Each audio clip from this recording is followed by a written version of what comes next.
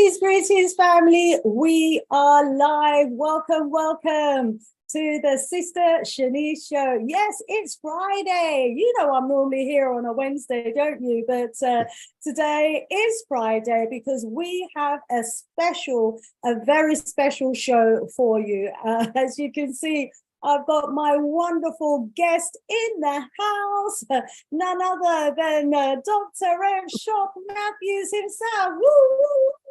Woo! Woo! How are you, Dr. Rev? I'm good, beloved. I'm good. How have you been? Oh, I've been very well, thank you. Thanks You're for doing great asking. work. You're doing great work for the community and the culture. Oh, thank you. I'm chasing behind you because you're out there like a ball of fire, light years ahead. Well, we try. That's just called being old. That's what that is. That's what all that is. Oh, it's brilliant. And I so enjoyed your show last night as well on your channel, as Thank always, you. with our beloved Dr. Clyde Winters. Absolutely.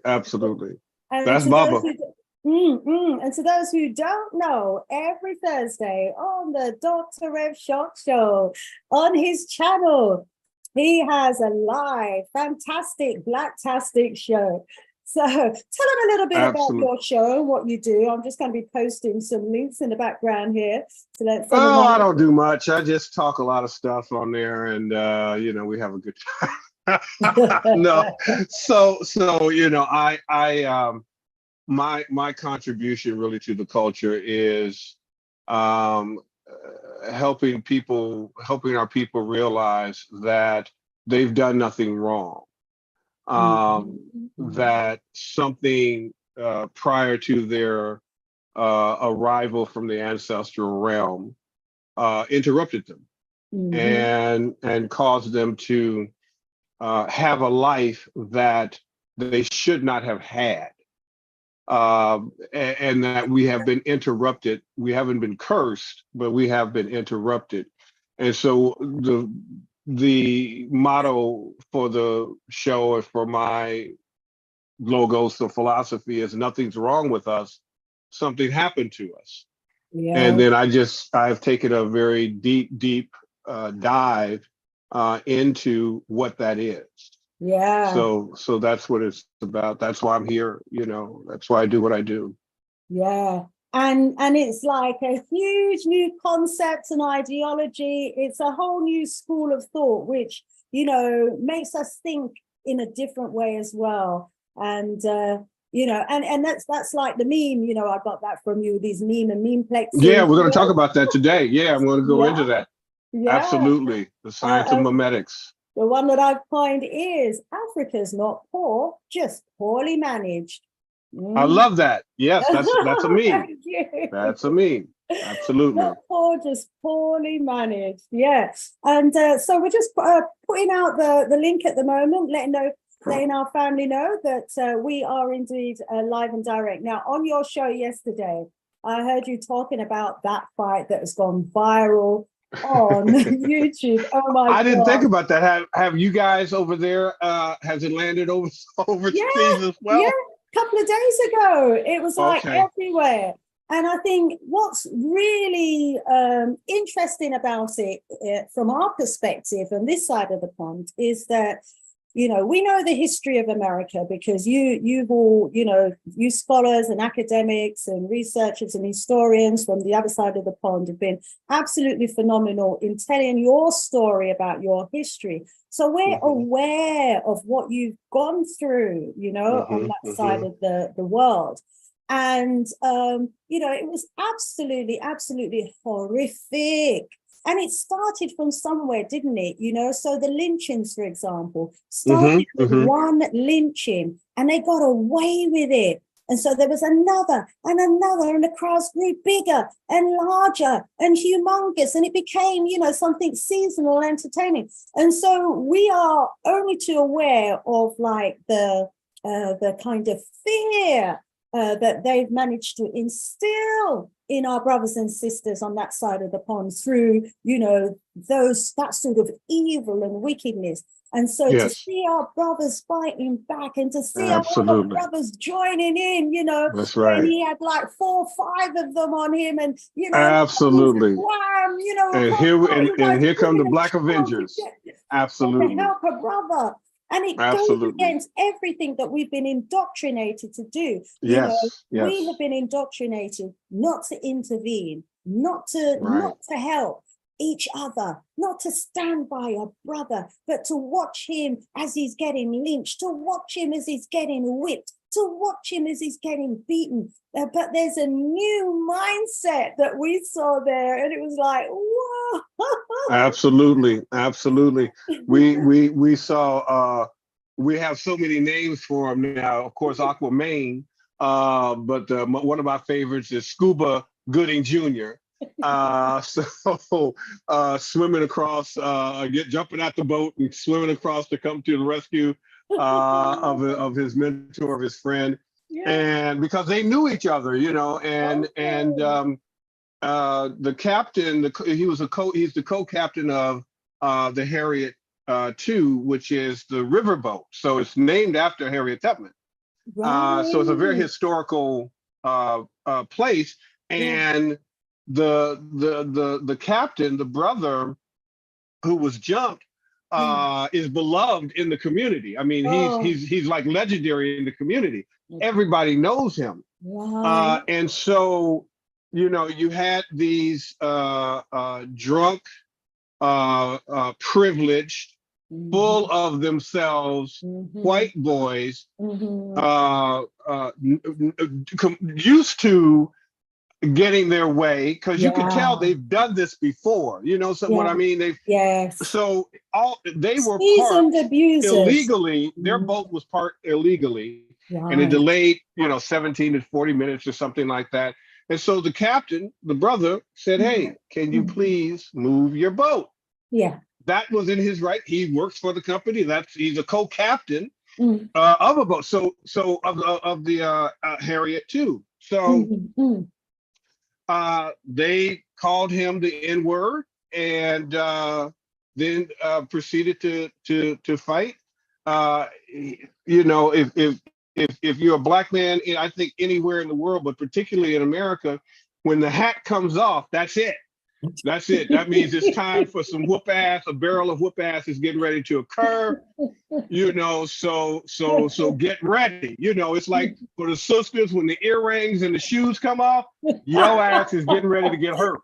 Okay, so those are our universal signals, right? So if I ever upset my queen, it's and like the mother when the eyes open up and her shoes, my black ass is running out the door, getting in the car, and I'm driving away. Okay. Just keep it on the real.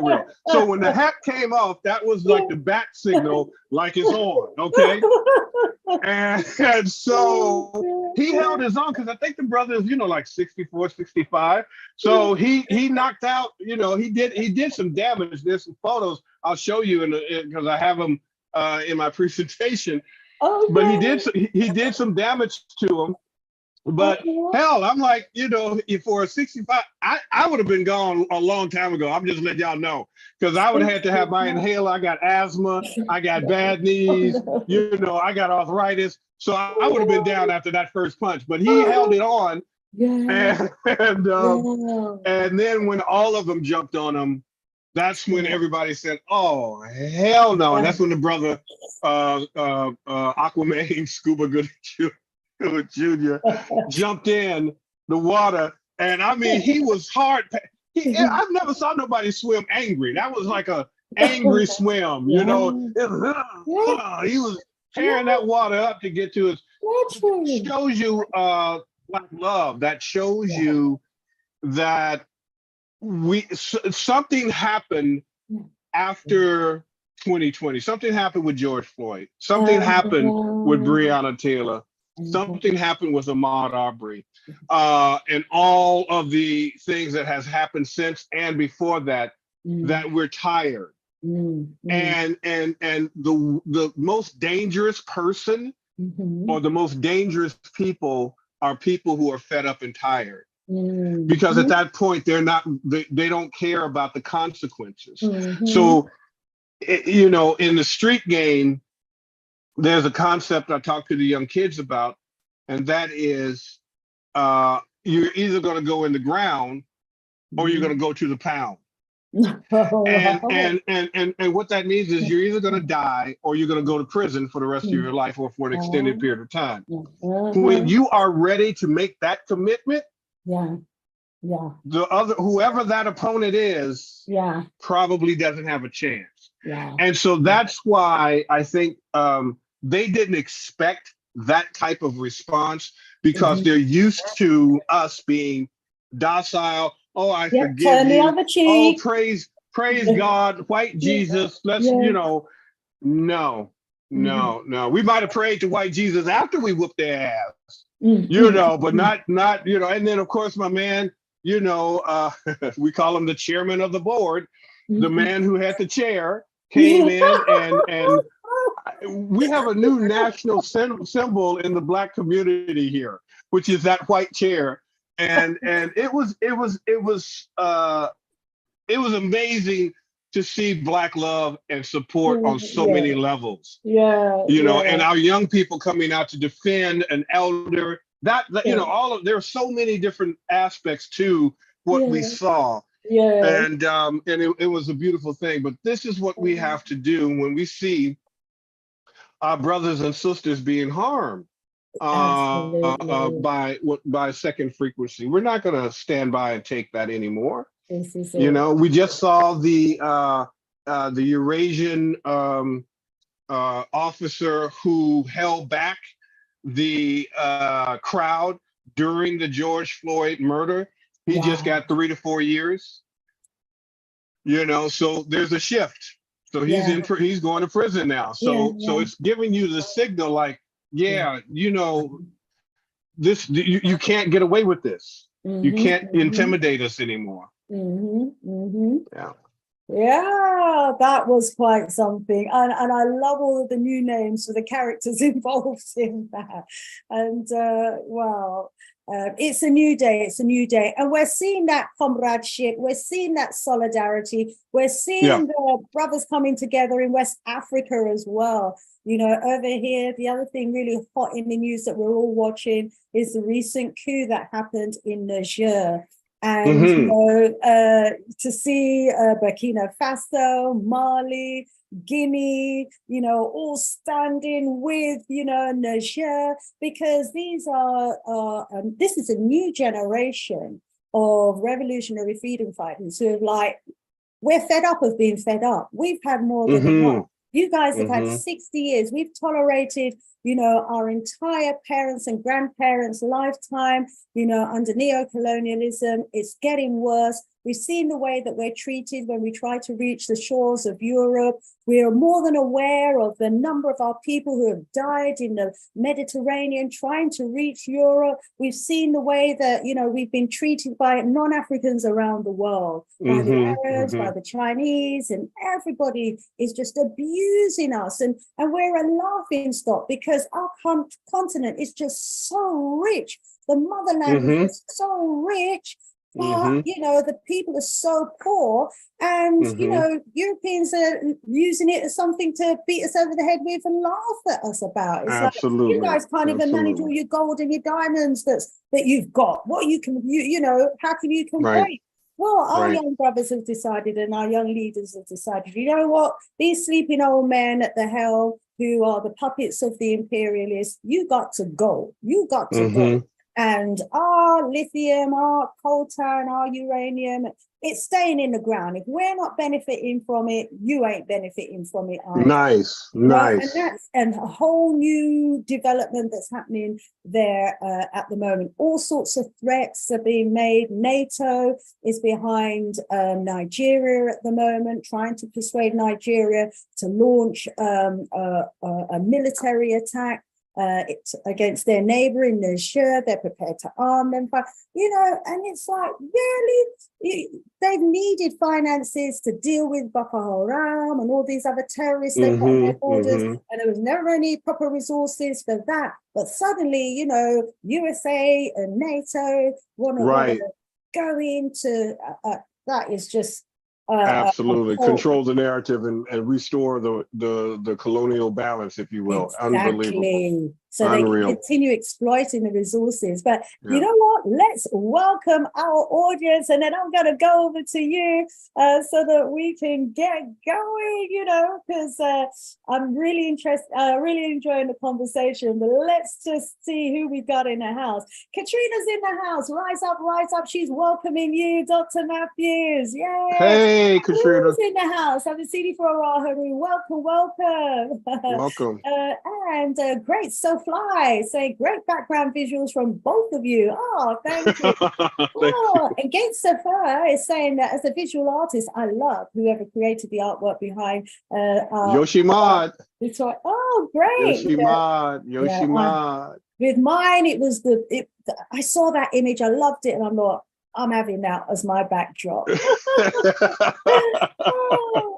Absolutely. After 60 Taking the internet by storm. Yes, sir. Welcome. Good afternoon. Welcome. Oh, we've got Black Beauty in the house. I love that name, Black Beauty. We've got Rich the African Elder in the house saying, welcome to you, Brother Shock. Oh, welcome. Thank you. And it goes on to say, I don't think we should see this as a paradigm shift in total, but I do hear the drums. The ancestors are speaking. They certainly are speaking for a long time. You know, Marcus Garvey said he was going to come back in the wind like a whirlwind, and he's blowing up some fire. We got some fire. Absolutely. Yes, I feel the fire. Welcome, Simon. Welcome to everybody in the house. Please do share the link, spread the word. Friday, you know, we don't normally go live on a Friday, but today we are. And so because it's not one of our scheduled days, you know, many of our regular followers may not be aware that we are live. So please do assist us by sharing the link. Now, to those of you who maybe haven't met Dr. Rev Shock before, let me just introduce this great man to you, and also to let you know that you can actually find some of these videos on my channel, because he's not a stranger to the Sister Shanice Show. He's been he's done some amazing presentations on this channel, you know.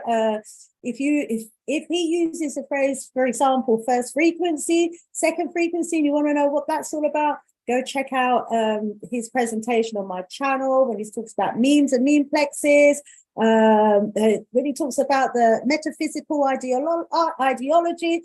Oh, he's done some amazing presentations on this show, family. So guess who we are honored and privileged to have tonight, who's going to be breaking down the movie, unraveling the code of They Clone Tyrone, is none other than Dr. Rev Shock Matthews, founding father, founding minister at First Frequency and Oneness Science, Manifestation and Prosperity. Philippe Shock Matthews is a social entrepreneur with over 8 million views on YouTube. Oh my day. I was like, woo, woo, woo. When I got to 1 million, this man's got 8 million. And so a couple of the topics on my previous shows have included the metaphysical ideology of generational genetic trauma, the shock treatment, check that one out. He's also done one that's entitled The Impact of Second Frequency Psychopathic Behavior on Black People. You know, this is some deep psychological stuff, family. And another one, Understanding and Managing Your Emotional Intelligence. Wow. So Dr. Rev Shock, he's an African phenomenologist, philosopher, memetics, and peak performance metaphysical trainer, who in the last 35 years has personally interviewed, listen to this, over 2,000 thought leaders, change agents, experts, authors, and scholars. Dr. Matthews is a minister of metaphysical science and philosophy and the founding minister of First Frequency of Oneness, Science, Manifestation, and Prosperity. You can check them out at www.firstfrequency.com. First is with the number one number, firstfrequency.com. The word shock stands for seeking higher, omnipotent, conscious, or cosmetic knowledge. Wow. His master's thesis is in can, using metaphysical meditation and affirmations daily, heal the trauma of generational poverty in African Americans.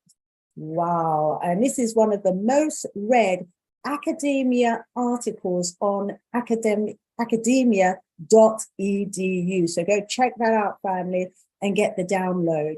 He's affectionately named by the community as the metaphysical Morpheus. And this is because he has a unique ability to shock Black people out of their false racial identities due to dubious double consciousness and back into the mind of their original first frequency of oneness. Isn't that what we all want? To be shocked out of, our unconscious mindset. And he has also been featured on EPs, Nothing is Wrong with Black People, Something Happened to Black People by the Metaphysical Morpheus. And that's available on Spotify. I could say so much more about this great man, but you know what? Let me step aside and allow him to come and present to you this evening. Dr. Wow. We're honored. Thank you. That was an amazing introduction. I'm so glad I wrote it. So, what we're gonna do today is this movie on Netflix. They cloned Tyrone. Basically, swept the world. And it hit Black people on so many different levels because one, even here. We knew that, and I knew that there were Black people living that way, and in that particular life and lifestyle, what they call the dirty South, in America. And so the southern areas where there's just economic and academic castration. These are when I say nothing's wrong with us, something happened to us. You can look at this film and see, or go to any impoverished community, and you can see that this was a deliberate act. No one born in poverty asked for it. It was never a goal, right? And so for them to make this movie, I thought was absolutely amazing. And I also want to show some love to you, Sister Shanice, because we did do a panel discussion on this topic with Dr. Clyde Winters, and I think Brother Keenan Booker, Yoshi Mott was there, as well as Ma'at M. Makaru Amen. And your contribution to the conversation of the culture was absolutely amazing. So what I'm going to do today, I'm going to share my screen. And I'm going to see, where is it? There it is. Keynote, is that right? While you're looking, just to let the family know that they can actually watch that video on playback on your channel. Absolutely. Can everybody see that? Can they see that? I'm going full screen. We're looking at your screen now. Okay, phenomenal. All right. So I always start my presentations out community with honoring my spiritual mothers and auntie, Reverend Dr. Johnny Coleman, who taught me that you are the thinker who thinks the thought that makes the thing. Reverend Dr. Helen Carey to her right, lower left, Reverend Dr. Mary Tumpkin. In the middle, Reverend Dr. Barbara King. And one of our favorite and most beloved psychiatrists, Nana Dr. Frances Cress Wellesley. Asheo. So this presentation is brought to you by First Frequency of Oneness Research Fund. What I do is I'm a research scientist, and I'm a research scientist in the culture. As Sister Shanice mentioned earlier, the term is known as Africana phenomenology. It's a branch of philosophy, and it's a branch that we need to infiltrate, that we need to build up so we can counter the false narratives at the academic level that informs the culture and informs white culture and all other cultures, including African culture. And so we need to be there telling our stories, doing our research. Sister Shanice is now officially a part of that community with her paper that she published on academia.edu. And so we're looking for academicians to come in and learn the process of doing advanced research, working with Dr. Clyde Winters and myself. And then this research fund is for those who wish to continue to support our research, because it takes a lot of not just time, but it takes a lot of money to buy the books, to do the interviews, to learn all of the sciences and ologies and disciplines that we need to master in order to do the work that we do. So thank you for that.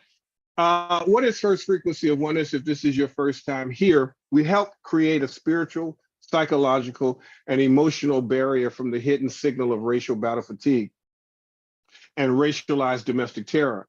We remove Black people from the effects of their false racial identities that we refer to as third frequency and fourth frequency. We'll go into that as we move into the content. We help Black people overcome their trauma bond, capture bond, and Stockholm syndrome to whiteness, because we have an addiction to whiteness. As much as we would like to sometimes deny that, there's certain aspects of whiteness that we are addicted to, and so it's like going back to your abuser again and again.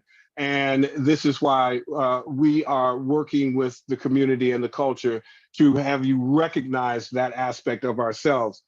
First Frequency of Oneness is a culturally specific teaching ministry, meaning that it's exclusively for us, by us, FUBU. So I don't work with no white people. I don't talk to no white people other than at Costco and Amazon. That's about my stint of talking to white people and having anything to do with them. So this is exclusively something that I designed and developed just for me initially, and then I began to share it with the world. We specialize in healing and removing the ancestral, historical, and incarnate trauma within Black people, as well as we help our people reveal and restore their natural and original first frequency signal or vibration. And First Frequency of Oneness is based on the understanding the ancient African scientific method, if you will, known as Tep Heseb. And we deal with science, not self-esteem. And we're a teaching ministry, not a preaching ministry. So as Sister Shanice eloquently introduced me, I have a doctorate in metaphysical science and philosophy from the University of Metaphysics, Sedona. I'm the founding minister of First Frequency of Oneness, Science, Manifestation, and Prosperity.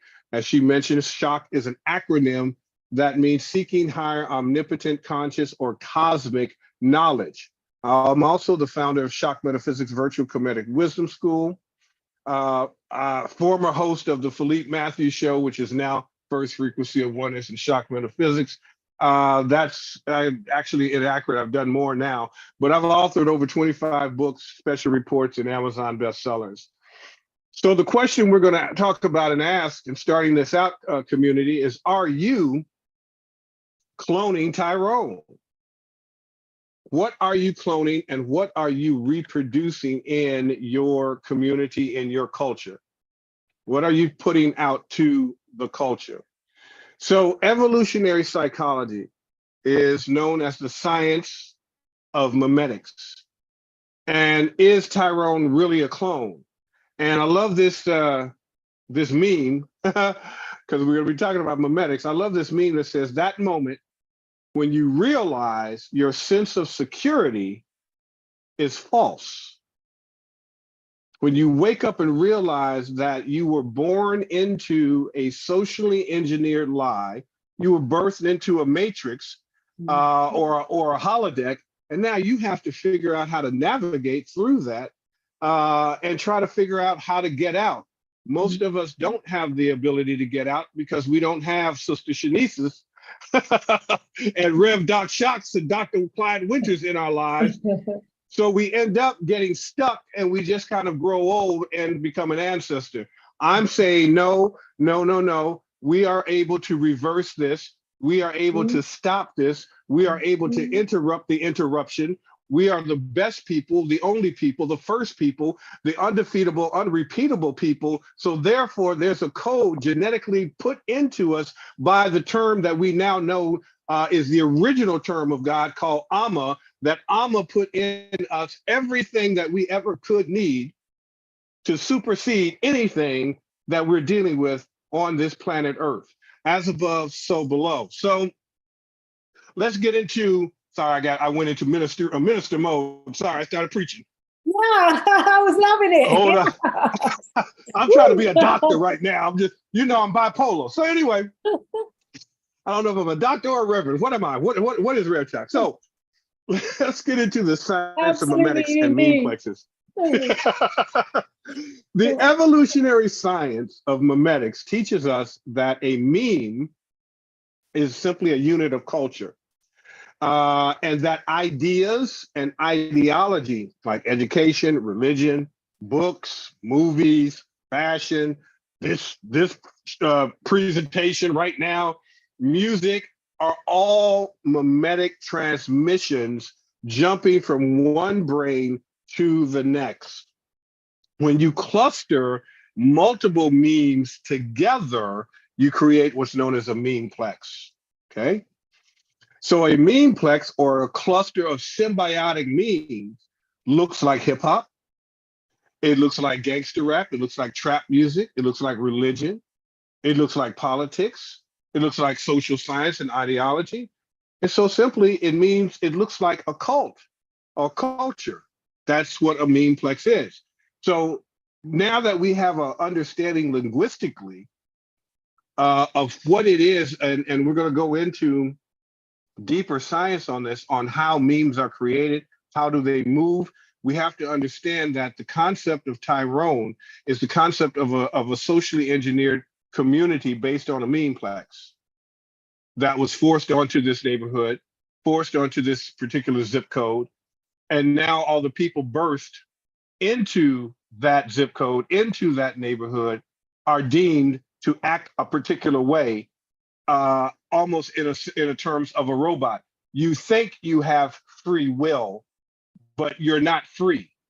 You just really have will, because they've taken that freedom away and they've hijacked that signal and that interruption. It's time to take that back. So memetics is, when we hear the term thoughts are things, the science of memetics confirms that the terms like a thought virus, right? A thought can be a virus. It can spread. An idea, it can spread. It can become viral.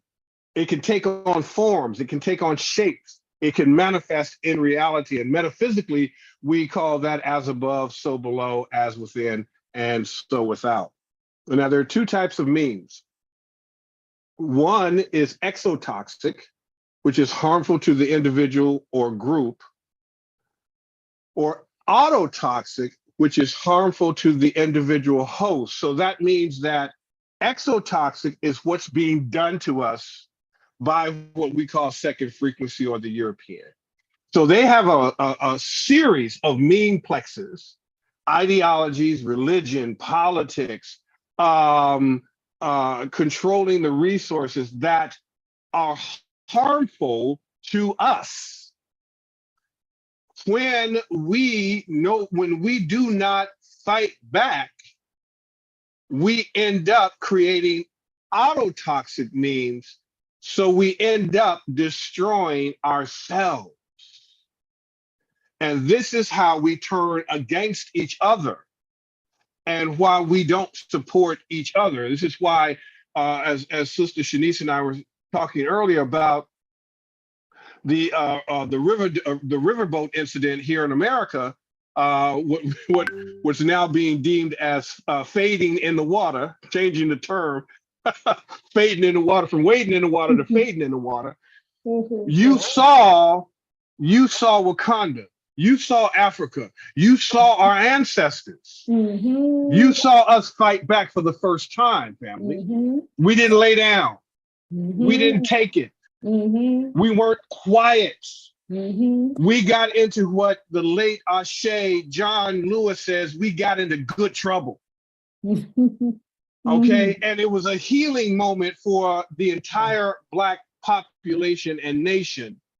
And I remember when I did the show with Dr. Winters this past Thursday, when we were talking about it, there's a brother who comes on my platform in my audience named Akil, who I absolutely love and adore. And he said something to the effect of, Dr. Shock, is it wrong for me to feel so good about this? And it's like, no, you're supposed to feel good about a win. Yeah. You're supposed to feel good about seeing your people stand up for your people. Absolutely, yeah. So you understand, exotoxic, something has been done to us. Harm has been done to us. It is still happening. When you do not fight back, when you do not reject the terror, whether it's domestic or foreign, when you do not reject that, you take that in innately, and now you destroy yourselves and you start to create a Tyrone environment.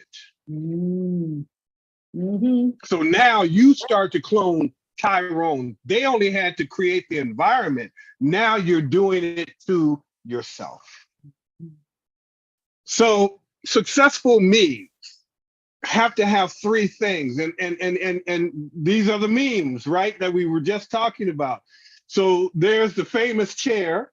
Now, here's what I love about my people. Okay, this is specific to our people, okay, is that we have a sense of humor that no other culture on earth has, right? This is why the top comedians in the world are all of African descent, right? So we have the infamous and the most famous chair in the world right now, but it's not just a chair, it's a hood chair. It's a hood chair with a do-rag and probably some Jordans, you know what I'm saying? Sitting there, you know, having an interview and talking about, you know, what they were doing at IKEA and Home Depot, and, you know, hanging out with the other chairs and what have you. So the brother who took the guy and knocked him out and put him in the, you know, took the chair over his head. Then we have on the right-hand side, upper right, we have that moment when Billy Bob knew they effed up, right? And so you see the Wakanda, not the Wakanda, but the Marvel, where you're coming in and out of reality. This is just Black people just showing up out of nowhere, scaring the absolute ish out of these white boys. And I'll be honest with you, if I saw these Black people coming at me at once, I'd be messed up. I'd probably have a little something in my pants as well. You understand what I'm saying? So I know they weren't expecting that type of ass whooping.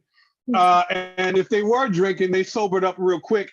And as I mentioned earlier, the co-captain, this is what happened with one of the Riverboat brawlers. Look at him. He's unrecognizable to himself. And he was just up there saying, well, you know, I mean, that old man, he can throw some hands. He can really brawl, you know. He's a scrapper. He can really ball. So he got messed up. And then, of course, family, Scuba Gooding Jr., our Aquaman, my family, the first time they heard I got into the first fight at school, right? This is the brother swimming across the waters to come to the rescue of his beloved mentor of the community. So when we talk about successful memes, a meme has to have three things. First, high fidelity, the ability to signal, disrupt, or interrupt and capture your attention. Does this not stop you and capture your attention? Certainly does. As they say, do I have your attention? Right? Right? So when Sister Shanice comes on, it's high fidelity because she's interrupting the signal. Okay? When she writes and publishes a paper or a book, that's a signal interruption. What's the fidelity? The fidelity is how strong is the signal interruption? How strong is that meme?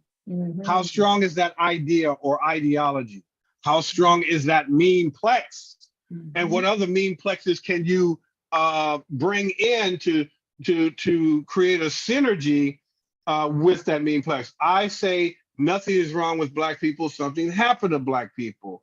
Shanice says Africa is not poor. It's just poorly managed. Those are means and memeplexes, but they're symbiotic, right? Because I can repeat and relate to her meme. She can relate and repeat mine as well. So the second part of this, now that you have the meme, is what's known as fecundity. How many times can this be replicated and duplicated? So as I was talking to I always want to call you Dr. Shanice. We're gonna have to work on that. We're going to get you a doctorate. Sister Shanice. Oh, look. Yeah, right. Like you want that, right? Like, no. Look. I've done enough. Haven't you? What else do you want from me? As we were talking earlier, I asked how did this event that happened in Alabama, USA, affect or infect the community in the United Kingdom, Jamaica, the Caribbean, and the rest of the world, in Africa. And so that is the ability of duplication and replication. That's the power. So the meme had a high fidelity. And at that point, because of that high fidelity, it got duplicated and replicated to millions of people in a matter of hours. In a matter of hours, right? So this is what we have to understand, how to master this. And this is why they always repeat our murders on television or tell live vision, is because it wants to replicate and duplicate over and over again the exotoxic memes that causes us to autotoxically harm ourselves and keep us in our place. Okay, so now the third level of successful memes is longevity. How long is this conversation going to last? Well, of course, we're talking about Tyrone. They cloned Tyrone, came out, about a month ago now? And we're still talking about it. So it has a little bit of longevity. Now, will this conversation and this movie be relevant 6 months from now? I don't know. Probably not, because there's going to be some other ish that's going to come out that we're going to be dealing with. But understand that when we look at this trilogy here of fidelity, fecundity, and longevity, the one thing that we know always stands and has high fidelity, high fecundity, and high longevity is us. We don't die, we multiply. And so once you understand that I'ma put in you, me, Sister Shanice, and everybody that will be watching this, a code of excellence that allows us to go through a crucifixion and to be resurrected as Christ beings, as Jesus Christ on this planet with full dominion. We're the only people that have that ability. No one in human history has that ability but us, and has that story but us. We are the original code. We are the archetype. And so we have high fidelity, high fecundity, we replicate and duplicate, and we have longevity. Now, second frequency recognize this. They can't destroy the original signal, family. They can't destroy the original people. They can't destroy the original signal and frequency of who we are. Because the law of thermodynamics teaches us that energy cannot be destroyed. It can only be transformed, transcended. As a result, we don't die, we multiply. We our energy, ama energy, in expression. So then what do they have to do? They have to interrupt our signal. They have to interrupt and disrupt our signal. They have to make you and I feel insecure. They have to create media and propaganda to make us feel insignificant, to feel scared and afraid and timid and docile. We know that's a lie. We are warriors. We were born this way. So as I say to my community here in America, I don't know the language, how it translates or transfers to the community in the, in the Caribbean and the United Kingdom, but AMA doesn't make bitches, hoes, thugs, and thoughts, baby mamas, and baby daddies. That's right. You're born a god or a goddess. That's right. You're taught, you're socially engineered to be a bitch, a hoe, a thug, a thought, or baby mama, or a baby daddy. That's not your original frequency. That's not your original signal. And when we talk about the concept of frequency, we, of course, you probably figured out by now what first frequency is. I think you know who those are. That's us. Second frequency, obviously, is the Amu or the Eurasian. Here in America, because of that signal interruption, Du Bois refers to this as double consciousness.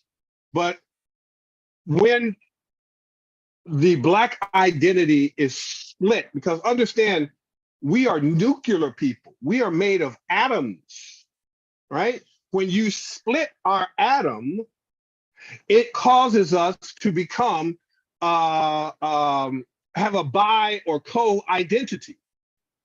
And in our community, we have two lower frequencies that we call, excuse me, third and fourth frequency.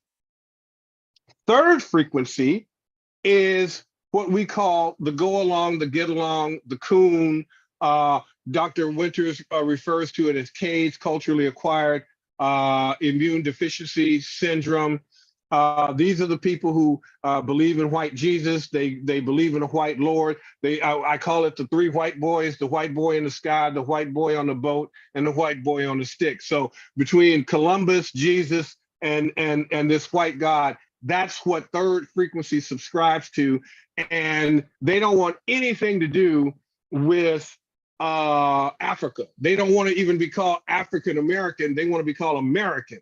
Right. And so these are the ones that are the lost ones. These are the ones that their signal has been disrupted and interrupted so successfully and memetically that many of them cannot come back home to first frequency. And they literally will harm first frequency people. And what Dr. Marie Charles and Dr. Clyde Winters will refer to as FBB, foundational Black Britons, or here in America, FBA, foundational Black Americans. Now, when you're born into a world like I was born into, I wasn't born into third frequency scenarios where I had academia and I had economics, and that I was proselytized to believe in a white God. A white boy is going to come to save me. I'm born in sin and I'm never no good. I wasn't born into that. I was birthed into poverty, but I had, my mom had a Black identity. And as a result, she ended up taking me at age 10 to Reverend Dr. Johnny Coleman's church that you saw earlier. And Dr. Coleman taught me that I'm the thinker who thinks the thought that makes the thing. She taught me how to manifest. She taught me the science of memetics, and I didn't even know it at the time, right? So I was born into what we call fourth frequency. Fourth frequency is Tyrone. Tyrone, it's the pimps, it's the prostitutes, it's the drug dealers, the drug addicts. When you're born in abject poverty, you have no opportunity.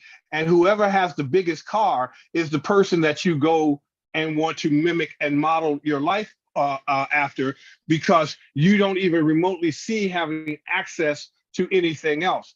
So if the person who has the nice car and all the girls is a pimp or is a drug dealer, then that's what you're going to mimic and model your life after. So that's where I come from, in that world of abject poverty, welfare, and not being able to even speak, in a sense. If you notice that when a zip code or community has been socially engineered and targeted for poverty and low academics, there's a different type of speak that zip code and community has. It's not that they're illiterate. They're the smartest people, some of the smartest people in the world. Why? Because they're in a survival mode, a constant state of war. Mm-hmm. So they're very, very smart people, but they end up creating what's known as lingua francas, which is a shorthand, almost like a memetic, so that they can communicate with one another and create signals with one another so that they can continue to survive. And it allows them to keep themselves insulated and isolated so that they can't be infiltrated by third frequency and second frequency. But that's the other problem, right? Is because when you are that N-word, when you are that, what we call an NAN, nothing as N-word, or a band, what we call a bitch ass N-word, or broke ass N-word, all of these things that we call each other and associate with each other, it creates a memeplex and a zip code that becomes almost impossible to break out of. And so now we have to look at, we're cloning each other. And we're cloning each other and calling it culture. Low frequency is not culture. High frequency is culture. That's FBB, that's FBA. So I want you to understand what we understand when we're talking about signal interruption and disruption. Second frequency is a clone of us, the original people. Second frequency then clones the third frequency, which is the Negro or the African American signal. And fourth frequency, which is the nigger or the N-word or the Tyrone signal. We're going to start calling it the Tyrone signal. So using the science of memetics, we can see how the second frequency thought virus was able to spread, mimic, clone the culture of first frequency, the original people, into lower frequencies of expression. If this is making sense, community, please put some B1s in the chat. I can't see it, but I think Sister Shanice can. So I want you to really understand, when I tell you nothing's wrong with you, something happened to you, and it's still happening, I want you to be able to see yourself in this data. I want you to see your friends, your family, your kids, your aunts, your uncles, your mothers, your fathers, your grandparents. I want you to see yourself, your community in this data, so you can now understand how to interrupt. Just by learning this today, you are already interrupting the signal of the lower frequencies. Just by learning. That's the power of memes. That's the power of memetics. That's the power of Sister Shanice's show. That's why she does it. It's an interruption. It's a signal being transmitted right now throughout the world on the internet. All of you are now being completely and positively interrupted from all the BS and all the negative memeplexes, all of the exo and auto toxic memeplexes that are residing in your home, in your body, and in your social zip code. You're being interrupted right now in a positive way. You need more of this. The more you interrupt second frequency signals and memeplexes, the stronger you become. It's like a muscle. The more you do, the better you get. And now all of a sudden that second frequency signal no longer has a hold on you. As I mentioned earlier when I was reintroducing myself, if you will, when I talked about the trauma bond and the Stockholm syndrome, you're no longer domestically violated, where you keep going back to the same people who have done you the most harm looking for help. You start to break the cycle and break the signal. So the question, beloved, is what are you cloning? What are you memetically transmitting? So questions that we need to ask ourselves, or what I like to use quest ions, because a question is an ion. It's an atom that goes to the Akashic records, goes to the unified field of unlimited potentiality, goes to the universal spirit, the allness, it goes to Amma, the quantum field, whatever term you want to use. When we ask a question, it is an ion that goes and seeks its own kind to find the answer. And one of the things that we need to write down right now, write this down, is that the question and the answer must exist simultaneously. Otherwise, you would not be able to ask a question. So the answer to our freedom is right there when we ask it. We have to raise, or as Sister Shanice would say, rise up, rise up, rise up in frequency to become what's called frequency specific to the answer to the question. Is that making sense, community? So what is your contribution to the culture? What are you contributing right now to our culture? Are you memetically cloning and reproducing thugs, thoughts, bitches, hoes, baby mamas, and baby daddies? Are you cloning, replicating, duplicating debt, poverty, and financial struggle? What keeps showing up in your life? You keep running from it. You feel like you're on a treadmill running to stand still. Something keeps showing up in your life. What are you cloning? What memes or memeplexes are chasing you and keep showing up in your community and in your life, in your zip code? Are you memetically cloning learned helplessness and hopelessness? Are you memetically cloning vacant esteem? What is vacant esteem?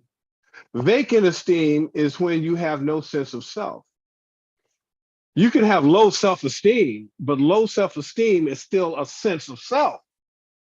Vacant is when you no longer have a sense of self, so you don't care about your life or anyone else's life. And this is what we see in the movie They Cloned Tyrone. Nobody cared about being killed and murdering each other because they all have vacant esteem. What's the point? I'm going to die anyway. I'm a loser anyway. Ain't nothing going to get better no way. And this is why our babies, particularly here in America, there's a rise of child suicide. How do you develop the mindset as a 6-year-old to take your life? Where you have lost hope to not even see yourself in the future. And if you see yourself in the future, you don't like what you see. So you say, you know what? I'm going to end it now. So the murder-suicide rate has increased. When you don't know who you are, when you don't know you've been interrupted, this is what you do. It's called annihilation trauma. Most people know about fight, flight, and freeze, but annihilation trauma is when you annihilate either the relationship, yourself, or something annihilates you. It could be the loss of your life from a law enforcement. It could be a life sentence, but you have been annihilated. And this is what second frequency signaling and interruption wants to do to us. Are you cloning death and destruction as a result of this? Are you cloning self-victimization? Poor little old me, plum disease. Are you feeling sorry for yourself? What are you cloning? Thoughts are things. So the more you think it, the more you be it. You are the thinker who thinks the thought that makes the thing. Are you memetically reproducing and cloning Black excellence? Sister Shanice is. Dr. Clyde Winters is. All of our elders and scholars are. And the fact that y'all are here watching us, listening to this right now, supporting Sister Shanice, you're cloning Black excellence as well. Now, another aspect of memes is the part that is known as fecundity and longevity, where it replicates and duplicates itself. That's also called epigenetics and social epigenetics. So right now, your DNA is being positively encoded. You are overwriting and rewriting your genetic code of signal interruption. So now, what does that mean? It means that the room that the way that you entered into this room, you will not leave out the same way. That you have grown, you have moved to another level of consciousness. As a result, you now will make a different imprint onto the culture, epigenetically and memetically. So the other question is, are you cloning trauma? We are all cloning trauma because as a result of what has happened to us, if we don't know that we've been interrupted, all we're doing is creating drama, trauma loops. You have trauma, you create drama, drama creates more trauma, and therein lies the cycle. And we call those trauma, drama loops, we call them zip codes, we call it postage stamps, we call it community. So is something wrong with you or did something happen to you? Are you Tyrone? Well, let's take a little deeper look. Let's go into a little deep science, some ancient science. It's known as the Barnum effect. The Barnum effect, also known as the Fourier effect, is a psychological phenomenon in which people accept vague, general, and ambiguous statements as uniquely applicable to them, even though the same statements could apply to many people. The effect is named after P.T. Barnum, the American showman and businessman who famously said, "We have something for everyone." And it's used to explain why seemingly personalized insights can so easily fool people. This phenomenon also influences our susceptibility to confirmation bias, which is the tendency to interpret or favor information that confirms our pre-existing beliefs or values while ignoring or discounting information that contradicts them. If everybody community is if everybody in the zip code, if everybody in your zip code is sick, when somebody comes into your zip code outside of your zip code that is healthy, they look ill.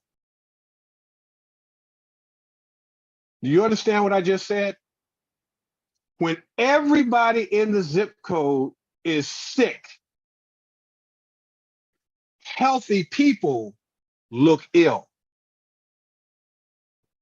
Yeah. Yeah. Okay? So understand, this is the Barnum effect is you are nothing. You are born in sin. You are no good. You must bow to your master and obey your master. That's the Barnum effect. That's a memeplex. That's a signal interruption in a program. Humans instinctively seek connection and what life and want life to be meaningful.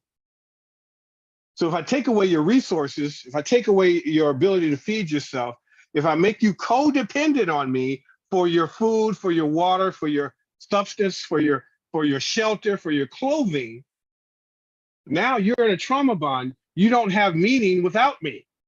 I now get to control you. relating to memes and personality tests as if they are, specific to you. The Barnum effect can make us gullible and vulnerable.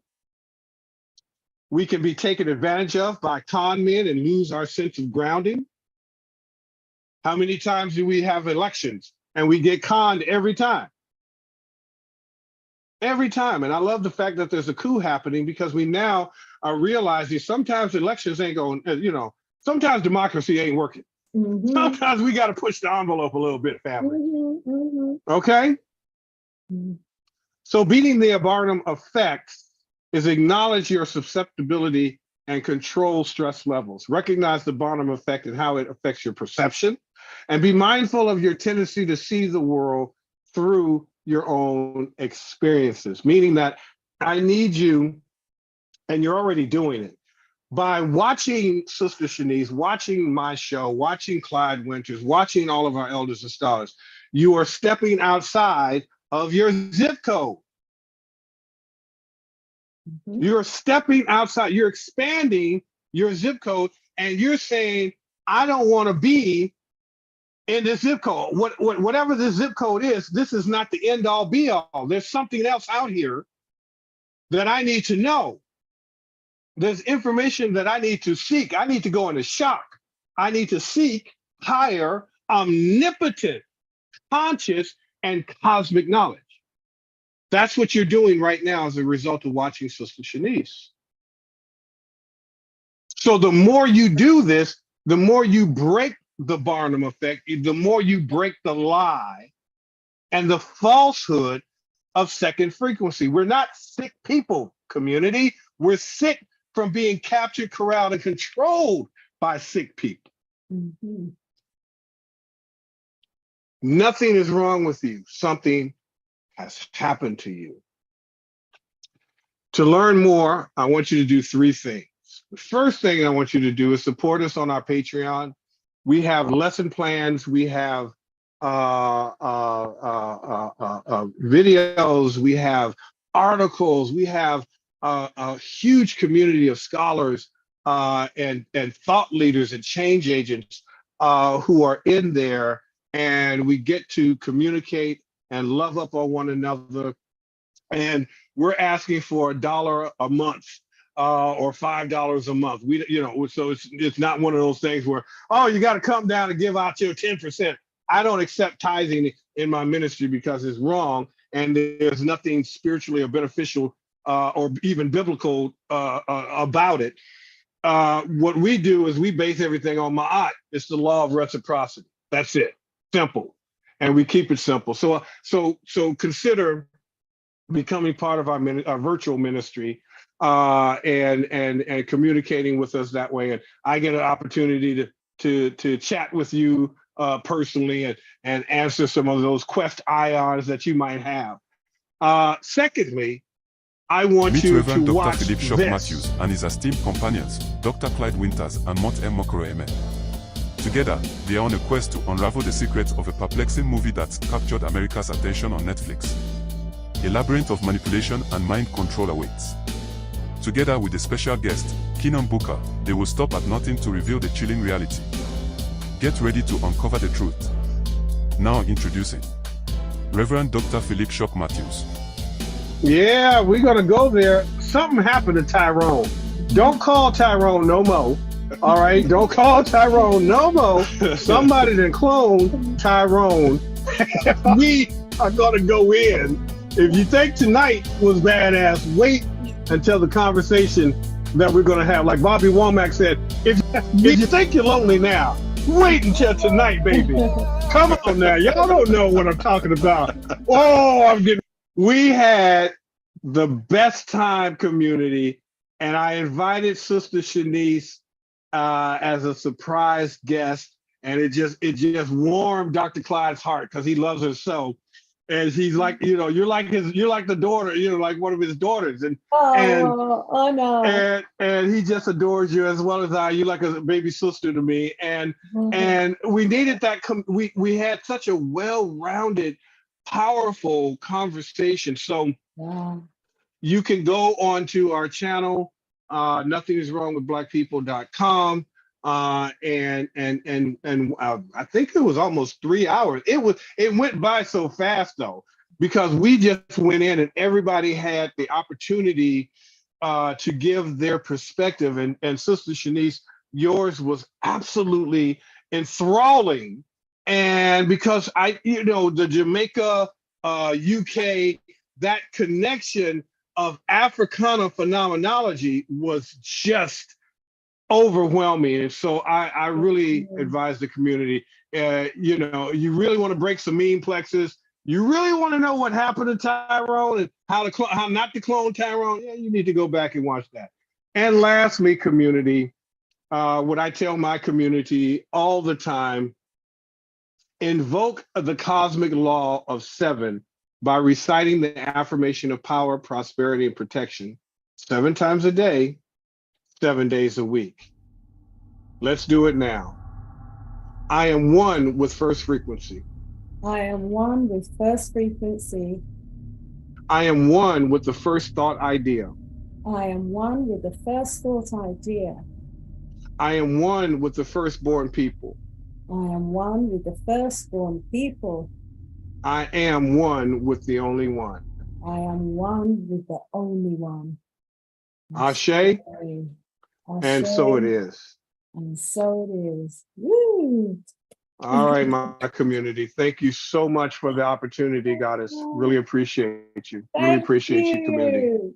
Thank you so much. Wow, wow, wow. Every time I hear there it is. I love that. Wow, wow, wow. I love that. I was waiting. I didn't even realize I did it until, Yoshi and yourself picked it up. You're like, Sister Shanice, wow, wow, wow. That's it. That's our girl. That's how we know. Oh, thank you so much, and it's so deep. It's so deep. You talked about the presentation that we did on your show and the other guests that you had who contributed to the discussion, along with yourself on this presentation that went into the memes, the memeplexes, and how some memeplexes can be autotoxic or exotoxic, and how we can interrupt second frequency and create memeplexes, which is powerful. Yes. Once we grab hold of that and we realize that what we need to be doing is thinking about, memes that are going to go viral, that speak to our culture, that speaks to, something that's going to be uplifting, that's going to transform us. Use Alabama as an example. That went viral. That had fidelity, fecundity, and longevity. Come on. Wow. We got this. We know how to do it. Yeah. We got the formula behind it now. Yeah. So now you have the formula. Yeah. And it's recognizing that formula and then putting it into practice so that we can communicate with our brothers and sisters wherever they are in the world, very quickly. Absolutely. Like you said, that incident in America went viral, like within hours, millions of people could see it. Absolutely. And then I didn't know what it was in the beginning.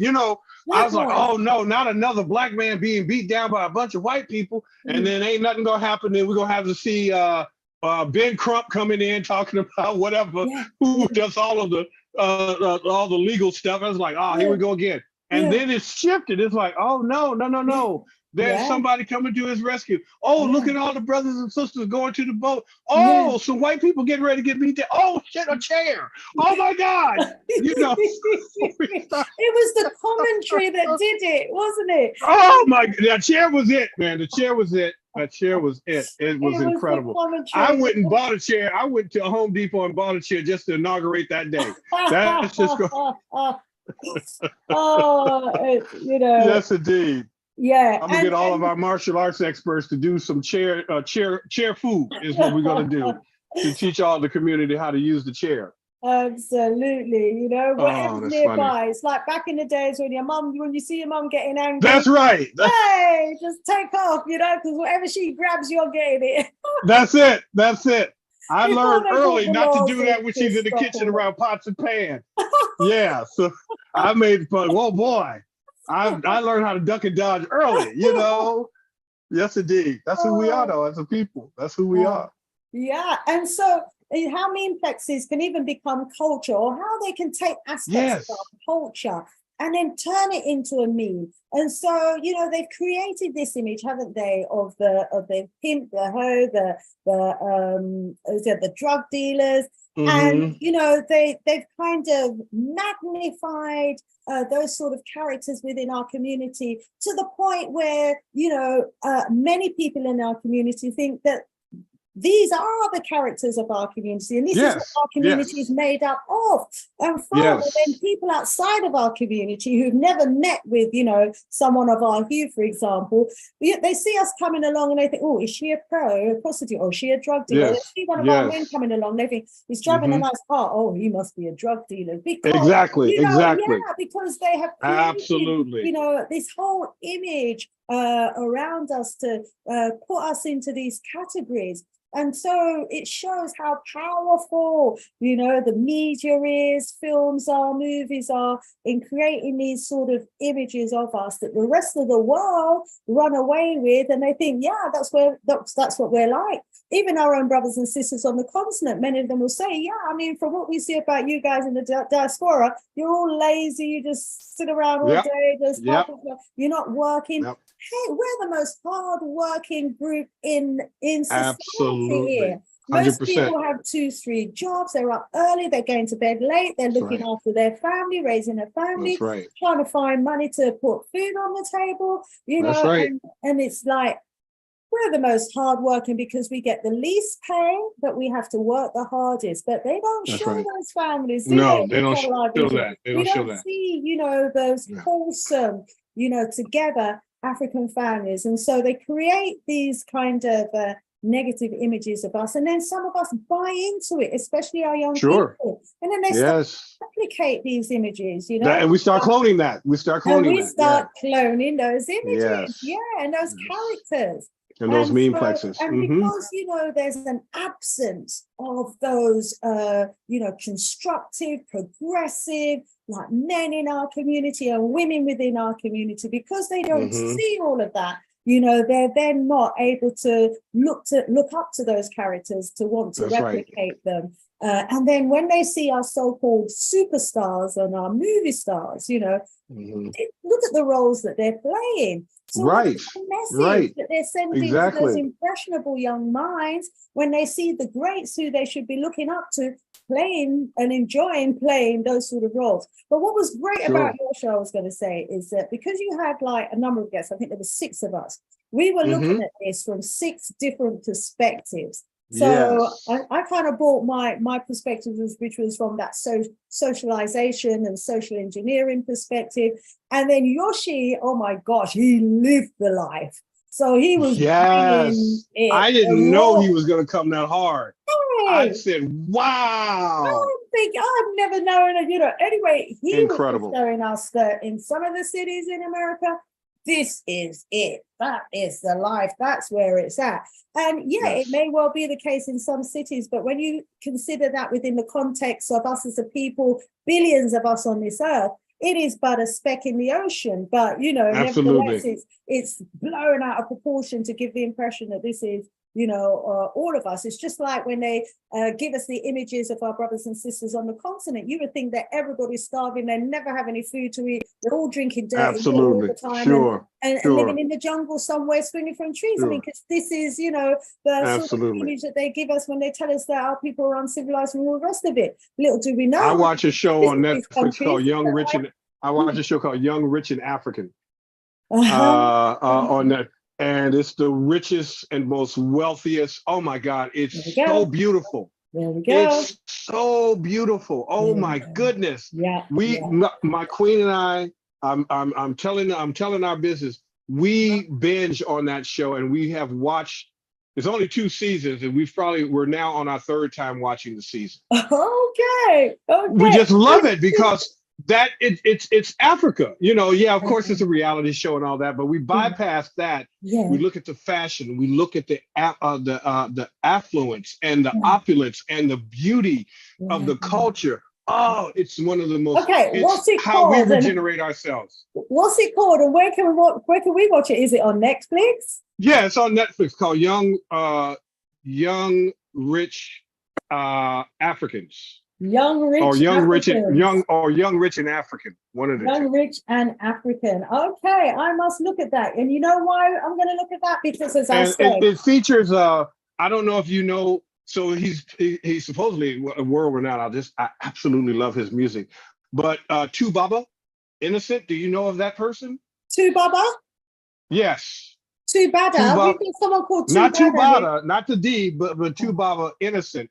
Or they call him Two-Face. He's one of the stars of the show. I have to get to know. Diamond is another musical icon, and it's various different parts of Africa. They all come from different parts of Africa.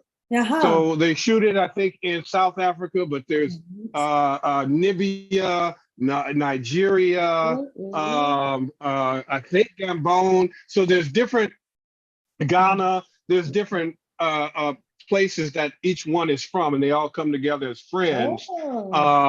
And they bicker and have their reality show stuff.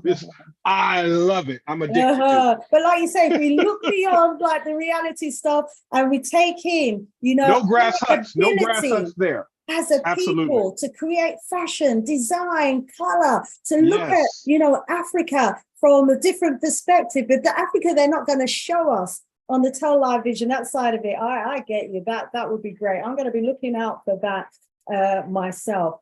And, let me home in on a couple of other things that you picked up on your presentation. Actually, before I do, naughty me, let's bring in our audience. Oh, my goodness. I'm just getting so into that. If you've got any questions, if you've got any points, that you would like me to raise in response to the presentation by our beloved, please do drop your comments in the chat. Also, please remember to give us a thumbs up. Please do give us a thumbs up. That would be great. Okay, Dr. Shanice, see you on Ujamaa. Dr. Shanice, look, you're giving me a new title here. Yep, let's call her Dr. Shanice. You've earned it. You've earned it, Shanice. Come on. I can only have honorary doctor. Do I really have to do all that work to become a doctor? Yes, you've been honorary doctor in the culture. Wouldn't have the time. Absolutely, I'll endorse that. I endorse it. Our brother Heru is saying great presentation, Dr. Shot, giving you lots of claps down here. Our beloved S. Smith is saying thank you both. Katrina's saying kick some ass. You got some well said and some Dr. Rev, you're getting some hearts. Mondele, hey, Yenge Lumbu Kiambote. He said very profound, deep psychology and spiritual healing empowerment. Thank you. Thank you. Unks. Hey. Katrina wants to know what's Ujamaa. Ujamaa. Let them know. Wonderlove of the world is saying they open up some cans of whoop ass. That's what we call it. A barrel of whoop ass, a can of whoop ass is what happened. Absolutely. Oh, that's funny. So, yeah, let's have your comments coming in. Oh, rise up, Sister Cheryl Lynn in the house. Hey, Cheryl. On the same course at the same time as Cheryl. Yeah, that's right. She's a fashion designer as well. So you must watch that. Here she says, Young, Famous, and African is the title. Thank you. Yes, Young, Famous, and African. Thank you. Yeah. Yes. Is a we need to support that show. We need to support it. Absolutely. She uses, African, she fuses African designs and European designs together. Yes. So get in touch with our sister Cheryl Lynn. She's based in America, manufactures her own clothing line. Rise up, Cheryl Lynn. Good to have you in the house. Oh, send enough love out to each and every one of you. Right, okay, Mondele's, something's just popped in. Let's see what this says. Other than control, what's the ultimate motivation of second frequency in resorting to all this manipulating measures? I've got my thoughts, but let's go over to my guest first of all for his comments on that. What's the question, beloved? Oh, okay, go back. He says, other than control, because we talked about control, you talked about control in your presentation, and he says, other than control, what's the ultimate motivation of second frequency in resorting to all these manipulating measures? Why do they want to manipulate us to the extent that they do? He's asking. They want to go back home, but they can't. They want to be first frequency, but they can't come back home. It is the reason why they do not use the term Amma, which is a Dogonic word for the divine. It is the reason why they do not subscribe to the spiritual system of Ma'at. And they had to create a false system, a spiritual system known as, God. God is a Germanic word meaning entity outside of yourself. But we know God or Amma is not outside of us. We are Ammas in expression. Amma is everywhere present, the allness. And so something happened to them in the cave. Something happened to them. And the caves ran from Scotland to Turkey. That's how extensive these caves were during the Ice Age. And they devolved, not evolved, devolved. We had already populated the entire planet. We were already evolving, building pyramids, building mounds, building civilizations, mastering all sciences. They're in the caves devolving because they didn't have food. And so the culture completely collapsed within itself, where they started feeding on each other. So that's where cannibalism came from. It did not come from our culture. It came from their culture because there was no food. So anyone who was weak got eaten. And they're trying to bring it back. They're trying to bring back cannibalism. What are you talking about, bringing back cannibalism? What? It never went anywhere, you're going to say. But yeah, I mean, I'll tell you about that in a little while. Oh, God, no, we can't have none of that. We got to take those people out. Wakanda forever. Where are my Wakanda people at? Boom, I want all. And the man with the chair, and we need Aquaman. Okay, so they started to devolve. And I look at second frequency kind of like they're the doppelgangers of us. They're the opposite of us. They're the anti-African. They are the anti-Christ. And we, because of our axiology of who we are, people to people, when they came out of the caves, we ended up trying to help them. And we did. But they are barbaric by nature. And so as a result, they infiltrated our civilization, and they realized quite early on that they would always come in second because we were first. And so in order for them to be first and on top, the only way that they could do that is through extreme violence and then subsequently mental control. Yes, indeed. All of that. They most definitely want to be us. But we're the originators, and as we know, they are the imitators. That's why a lot of whites are attracted, white women are attracted to Black men and vice versa, is because that's as close as they can get back to the original frequency of God, of Amma. They want to come home, but they can't. They've been excommunicated because of what they have done to the original people. The sun is Ra, and Ra remembers. Ra has a memory of everything that they've ever done to us. And as a result, there's certain aspects where you cannot forgive an original sin of that magnitude. You can't kill, maim, rape, destroy Amma's firstborn and not have the consequence of what we now know as genetic annihilation and autogenocide. So there's a reason why that this population or group is working themselves off of the planet. And that is, they don't go to an ancestral realm. They go to an oblivious realm. Wow. Yes, indeed. And while they're here on this earth, and we're all seeing it, they are on a mission to kill and destroy not only us as the chosen people, because they want to be us and can't be us, but also the planet. Themselves. They're killing each other too. They're killing each other. They're killing the planet. They're on a mission of total destruction. It's as if they've been sent here to destroy the planet, destroy the original people, because we all know on this platform, and everybody on your platform knows that we are the original people, and we populated the entire globe. We were everywhere. We're not everywhere today because we have been annihilated in some places. We have been genocided out of existence in some parts of this world. And they have been doing this over the last 6,000 years since they called out the caves on all fours with no culture.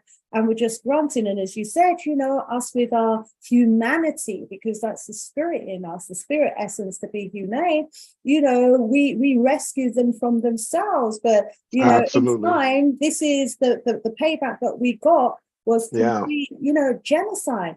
And so we have a people or a species among us, you know, who are a kinder man, in my opinion, and they are on a mission to destroy the planet. They're taking the oil out the ground as if the oil isn't there to lubricate the planet.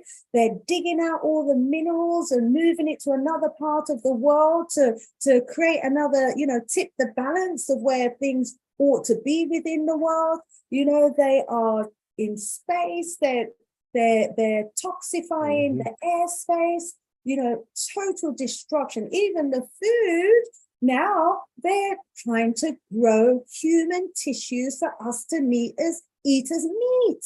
They are cloning human tissues in laboratories, and manufacturing it as meat for us to eat.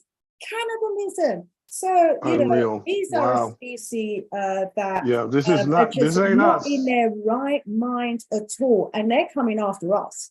They're after us as a people, most definitely. And it's almost as though it's a war between good and evil. It's a war between the original people and this species that has been sent on this earth, you know, to try and destroy us. And so that's why it's so important that we, as the original people, take back our rightful position on this earth to be the ones who are looking after this earth. Because, you know, we're not going to be mining to the point where we're poisoning the water, we're putting acid in the water, we're polluting the soil so much so that entire communities can't grow their crops. You know, we just wouldn't do that sort of thing. Extracting oil to the point where, you know, people are knee deep in oil. What used to be pristine, beautiful waters, you know, has turned into black, oily rivers. No fishes are or anything, you know. We need to take back our rightful place. So, you know, I just love what the brothers are doing on the continent right now, taking back that part of the world and saving it for humanity, you know, from the parasites of this world who are just on the wrong planet. Let's see, let's go over to the chat. Have you seen anything in the chat that you want to pull into the conversation? How are we doing for time? Let's take it up to the top of the hour. I can't see the chat on my end. You can't see the chat? Okay, no. What I've done, I've opened the channel, you see, on a separate, I've got it, go into YouTube, go into Google, open YouTube, and just I'm still here on Zoom, so I'll let you navigate. You can, you don't have to minimize Zoom, you can just reduce. If Zoom is taking up your whole page, just reduce it a bit from the corner and open up another tab, okay, let's go over to the chat. Let's see what the family is saying. Katrina's saying, we are now coming after them. Yeah, I mean, oh my gosh, they had us terrified for so many years. I mean, we were a people, or most of our people just, you know, we just have never come across this sort of degree of barbarism. We haven't. Hence, shake out the joke, civilization and barbarism, right? Right. Yeah, you know? And do you know the craziest things, Shanice? There's always been more of us than them. We're the majority. This is it. You know, they've paralyzed us with their completely and their wickedness and the using these memeplexes and using the science of memetics. Yes. Well, we've cracked the code now, so Crack that code. we've cracked the code. Thanks to you, Dr. Sharp. Let me go get my chair. Don't make me go get my chair. Don't make me go get my chair. I better learn to swim. I better learn to swim like our swimmer. Yeah, I gotta learn how to do that. I'll be over there in a minute. I'm swimming across. I'll be over there. How big is that pond? Defending each other more. Absolutely. The times of standing idly by and watching another one of us being lynched. No more. Yes, no more. yes, yes. Oh, hey, thank you, Natural Mystic. She said my hairstyles make him look very young. I know. Someone said that earlier. I won't shock you with my age. Some of you already know. I know. Some of you already know. Oh. And let's see what else has been said. I get the sense they want to go back home, but are stuck with the rest of humanity, pointing the finger at them, regardless of the money or power they possess. Wow, they want to go back home, like E.T. You know. Yeah. Where did they come from? Well, think about it. When you have committed a crime, where you are given a life sentence, you don't go back home. You don't go back home. Wow. And they so what they have any planet in the universe and they end up here. Yeah. Right. Well, as they say, you can go anywhere you want, but you can't stay here, god dang it. That's all we're saying. Carry your ass to Mars, Venus. You can go to any planet you want, but get your ass off of Earth, please. Please. Oh, okay. Let's see what else we got in the chat. Sherilyn, oh yeah, thank you for that. Let's scroll down. Mandela, oh yes, we brought in your comment there. Yeah, come in with your comments. S.A. Smith, we have to understand our responsibility in turning this around. Yeah, you said that so succinctly. Yeah, I don't think we realize, Dr. Rev, the role and responsibility that we actually have as a people. If we don't take back control of this planet and this universe, they are just going to blow it into smithereens. Yes. They will. Yeah. Well, losing as I said, position. what are you cloning? What are we cloning? We have to learn how to clone Black excellence. Aye. And all the people on the chat right now, some of them I know, that's what they're doing. Yeah. And that's what you're doing. That's what I'm doing. This is part of the signal interruption and disruption. This is part of creating new memeplexes that positively impact. This is overriding and creating new epigenetic tags and neutralizing the old epigenetic tags, right? This is collapsing time. So, looking at it, all of what we're doing the as above and so below. It doesn't look like we are, but you have to understand what we saw in Alabama. That's letting you know it's working. Absolutely. It went worldwide. It went viral. That is because we're doing the work. Yeah. And it doesn't take all of us. It just takes some of us. Some of us. Yes. And everyone else will do the rest, getting it out there. You talked about culture as well. Just want to comment on that because, we have we have many beautiful cultures. When you look across the continent of Africa and the Caribbean and everywhere we have created such a wonderful, vibrant culture. And I noticed that what they're very good at is hijacking our culture and running off with it and then turning it into something really ugly and really awful. And so we've got to, I think, hold on to our culture, value our culture more because, a society without a culture, a society that loses its identity, a society that doesn't have a history or a history that they exploit and then interpret in such a derogatory and negative way, all contributes towards that really awful perception that we have ourselves of ourselves and others have of us, because they tell the story that we've never accomplished anything, we don't have any value, Right. we don't have any good ways of doing anything, you know, we've never done farming, we don't know about science, we don't know about anything until they came along. And this is the narrative that they put out there. And then you know, you said that in America you've got children as young as 6 wanting to commit suicide because they don't see anything good in themselves or in their race. We've got to take back control of that narrative of our culture. 100%. We've really got to hold on to that. Wow, wow. Now, I know I've exhausted you, Dr. Ruckus. You was telling me how busy you are before the show. Well, I'm so grateful for you, you know, spending your time with us. I'm just going to do a couple more comments from the chat. And there's nothing else I would rather do on a Friday than be with you guys. I love it. I love being with the community. Thank you so I much. really do. Tina says, this is how important this is why it's so important for us to educate our children. Now, absolutely agree. And that's what we're trying to do here, family. This is our virtual university. This is our virtual high school. Well said. This is where, you know, I just give over the platform to great scholars, you know, like Dr. Rev Shaw, Dr. Winters, you know, Dr. Marie Charles, you know, all the greats that I've had on this platform, you know, Lida Bandaka, Dr. Kafusa, I'm going to get in trouble if I don't call someone's name, but so many great ones, over 360 videos on this channel.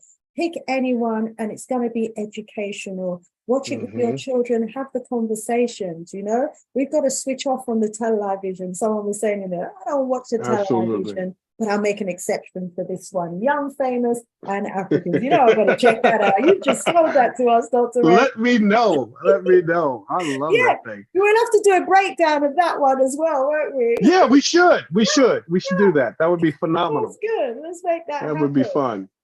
Yeah. So, family, thank you so much for tuning in. Cheryl says that it's too late for Second Frequency to come back, even by marrying back and producing children with the original people. You know, my theory on that is, Sherilyn and Dr. Rev, is that, you know, when they came out of the cave 6,000 years or so ago, they were subhuman to a great extent, displaying all sorts of animalistic characteristics. But through the rapes and the interbreeding that came as a result of the rapes, you know, the more of our DNA that they got, the more human and the more civilized they became.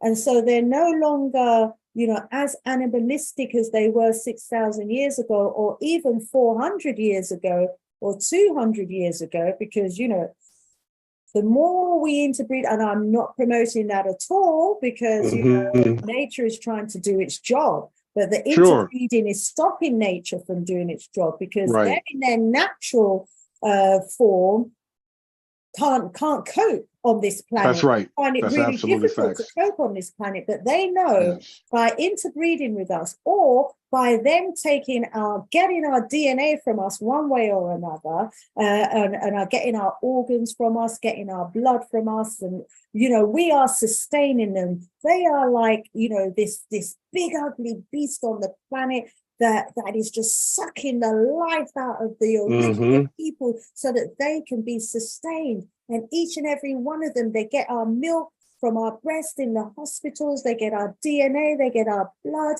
you know, and it's all to sustain them on this planet. And so they've come up with all sorts of ingenious ways of doing it, you know, and they're forever. I mean, I've been back here in the UK just a few months, and the number of letters I've had from the National Health Service that, oh, come on, can we test you for this? Can we test you for that? Can we test you for this? Can we test you for that? I'm like, you leave my body alone. I ain't going in there for you to take bits and pieces and do no tests, because they're always studying us. They're studying us because we're the original people who have been designed to live on this planet, you know, and we're we are at one with nature. We're part of nature, you know. That's right. We are nature. Oxygen, you know, our carbon dioxide, and they give us back, you know, oxygen. We're at one with nature, you know, we give and they take. And these people, they come to destroy because, you know, they find it so difficult to survive on this planet. Mm-hmm. So Mm-hmm. We really have a job to do. And yeah, by interbreeding, we are delaying the inevitable. Mm-hmm. And so all Mm-hmm. of us in this country, it's mainly our men, they have such, you know, and this is generalizing here, a lot of our men have a very low self-esteem to the point where they loathe the image that they see in the mirror. And they think by having, you know, a whitey or a lighty on their arm, it's going to make them look, you know, more of a man, you know. And they even go to the point of like trying to elevate them above us, you know, them goddesses and stuff like that, when we are as melanated rich beings on this planet, the original goddesses, you know. And this is what is happening in the psyche of the people here, because we have been conditioned into hating ourselves, and we just have to recognize that that's where the autotoxic memeplex. That's what it did. We got to work. You're absolutely right. We got some work to do. But you see, when the black man and the black woman start coming together, absolutely, hey, absolutely, 100%. Back in the days, hey, we're on another level. So rise up, Hazel. Thank you so much. You're right. They know who we are. They know who we are, and they've given us a very different interpretation of who we are. Rise Up Sunday, say much love from South Central Los Angeles in the house. FBA, peace to the global black family. B1, yes, B1. Nice. B1. Welcome. Shirley, wow. Madase. Oh, Dr. Rev, it's been absolutely wonderful having you on the platform today. Thank you, my dear. Please give us some closing remarks, and we'll wrap up for today. Absolutely, I'd be honored. So family, community, I really enjoy this cipher that we had today, and I really have come to grow fond of Dr. Sister Shanice, and being and being on her platform and being able to communicate the science and psychology of not only what has happened to us, but what we can do about it, what we can do to counter it. What are the solutions? We are the solution. And I'll end with saying that whatever it is that you want to manifest, whatever your goals, your dreams, your aspirations are that you might have put to the side, take them off the shelf, dust them off. It's time. It's time for you to manifest your Black excellence. It's time for you to clone your Black excellence. And whatever that is, don't give up, don't let up, and don't shut up until Amma takes you up. Hotep community. Ashe. Don't hide your talent under a bushel. Let your talent shine. Don't take your skills to the graveyard with you. No, not at all. Thank you so much, Dr. Rev. We've learned so much about memes, memeplexes, so much new terminologies that we're going to have to get our heads around. Thank you so much. To everybody in the chat that's been watching us this evening, thank you so much for staying with us. Please do share the video and give us a thumbs up and give us a comment in the description section under the video as well, so that others who come can read what you say, and hopefully what you say will make them decide, I want to watch this. I need to watch this video. Take care, community. Take care, beloved goddess. Love to your family. Take care.